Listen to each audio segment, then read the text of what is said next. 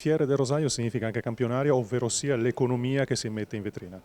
Sì, ormai è una tradizione da tanti anni, però ogni anno si incrementa, ogni anno ci sono sempre più aziende che vogliono partecipare. Questo vuol dire che trovano soddisfazione a partecipare, anche perché naturalmente sostengono dei costi, se non avessero la giusta remunerazione non verrebbero più. Vengono volentieri, vuol dire che la nostra fiera è ancora una delle poche fiere nel Veneto che portano gente e attraggono gente. Confcommercio che rappresenta in qualche maniera un po' tutta l'economia del territorio, mancava un unico tassello, l'avete aggiunto quest'anno, cioè il turismo.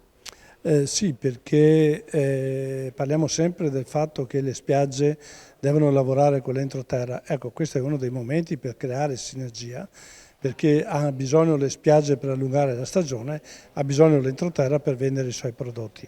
Quindi è un momento importante per metterli assieme. Campionario che non significa soltanto economia, ma anche associazionismo, azienda sanitaria, quindi sanità e anche mondo della scuola.